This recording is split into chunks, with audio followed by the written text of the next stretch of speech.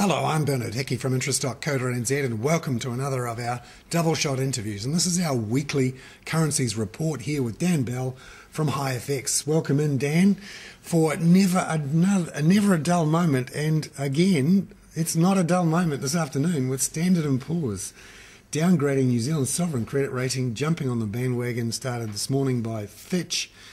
This really is a shock for quite a few people. What does it mean for currencies, do you think? Yes, indeed. So it's been quite a busy day already. Fitch came out and downgraded our credit rating one notch, and Standard & Poor's came out at about 1:30 and followed suit. So Fitch is probably your sort of third largest credit rating agency, and Standard & Poor's is the largest global credit rating agency. So Standard & Poor's is more significant. And potentially, it's it's a sign that the credit rating agencies see our external debt position as an ongoing negative, and there's a potential impact on the cost of funds going forward, and potentially an impact on the currency over the next 24 hours. So the immediate reaction on the currency markets was relatively subdued. We saw about a 1 cent fall initially on the Fitch news. Then Standard & Poor's came out, didn't move that much. Could that mean overnight we get a bit more action? Yeah, I think the Fitch announcement this morning saw the Kiwi off, as you said, about 1 cent. It had been, some of the market analysts had been expecting Standard & Poor's to actually follow suit. So the fact that they've come through today was a little bit of a surprise. The currency was already under a little bit of pressure. We've dropped down against the US dollar into the sort of low 76s, currently trading back around 77 cents. So yeah, it's certainly creating more volatility. And typically, if you go back to previous occasions that Standard & Poor's has downgraded New Zealand over the years, we generally see the New Zealand dollar under pressure following that. So it may well be that when the European markets open tonight and New York opens tonight, we see further weakness in the Kiwi. Now, looking overseas, everyone's still focused on Europe, the rolling train wreck that is the European financial crisis. We've seen this vote in Germany this week in favour of expanding a bailout plan, although it's an old bailout plan. What's the markets feel about what's happening in Europe at the moment? Yeah, so Germany's vote last night for this enhanced European bailout fund was a key vote and a key announcement. So they passed the vote, which was obviously a positive. But I think markets are starting to question, the sort of efficiency of this bailout fund. Obviously, there is, political will that is starting to develop there in Europe to do something about the ongoing crisis. But at the same time, the problems certainly aren't solved. So the fact that they're going to be, borrowing more money and enhancing their ability to recapitalise banks or help out sovereign nations is one thing. But on the other hand, the issue remains.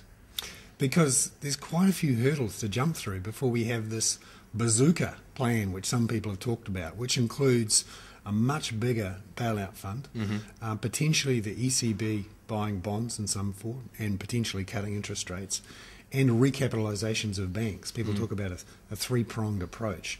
Who would have to agree to all this before it actually happened? Because it's not like in America where basically the President and the Treasury Secretary do it and it happens. Exactly, yeah. You've got 17 voting members in the EU. You've got a region of 27 odd different countries, and you've got various levels of indebtedness and economic performance across the region, which is going to make the whole getting the bailout together very, very difficult. And all this while Greece is still having major issues. We've got the Troika auditors over in Greece at the moment, and they're working with the Greece officials, looking at the austerity measures, making sure that they are following through with them, and obviously a lot of political uncertainty in Greece and a lot of pushback coming through from the general sort of populace, and it continues to be a big issue. Big decision coming up from that Troika on the next tranche of the bailout in the next week or so. Is that yes, right? Yep. So we'll be watching the headlines. They for them to get the additional 8 billion odd euros, the next tranche of the bailout, the auditors are going to have to be happy with what Greece is currently doing. So continues to be a lot of uncertainty in Greece. Now, looking at the euro, what's that done versus various currencies therefore over the last week or so? Well, the euro versus the US dollar has remained under pressure, although it did sort of bounce back overnight. The euro versus the US is sitting around 130, 135, 135 and a half. Against the New Zealand dollar has been one of the worst performing currencies over the last few days. Why is that? I mean, apart from the ratings downgrade, what's happening Well, there? I think it's in this environment where investors are second-guessing the global outlook. We're continuing to see a sort of downgrade of the global growth outlook. Commodity prices have been under pressure. So the New Zealand dollar, which is considered a smaller currency in the big scheme of things, continues to be less favoured in that environment. So, investors are taking their positions off the table, going back to their sort of home currencies, and we're continuing to see the US dollar more favoured in this environment, given that they've got the largest bond market and the perceived safe haven of that bond market. So, the US dollar, continues to look quite strong, stronger than it has for quite some time. Amazing, really, given the problems they've got as well. Well, you only go back a couple of months and the New Zealand dollar was trading up as high as almost 88.50 against the US dollar. We had the whole concerns around the debt ceiling in the US, but the focus has well and truly gone over to Europe and also into the concerns about the global growth outlook. So things are moving pretty quickly out there. Speaking of next week and in Europe, some big central bank decisions coming up. Indeed, yep. In Europe, we've got the Bank of England meeting and announcing their interest rate policy on Thursday night, New Zealand time. Further thinking that we're going to see another round of money printing, quantitative easing from the Bank of England. They don't seem too worried about inflation because they've got quite a bit of inflation. They do. Inflation's running up over 3%.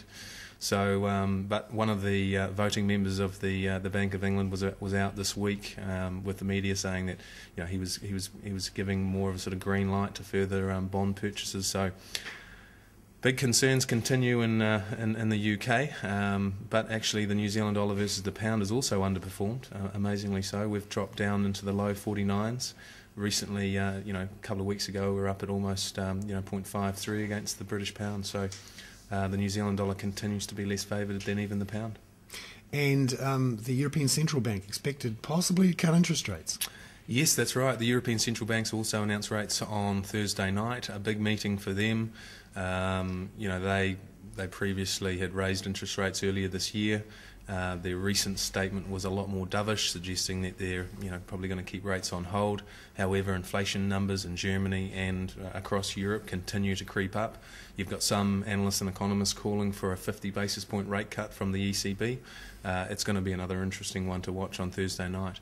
Earlier on in the week, actually, we've also got the Reserve Bank of Australia announcing interest rates on Tuesday afternoon, where they're expected to keep their rates on hold at 4.75%, but continue to watch their statement to see what further decision they have going forward.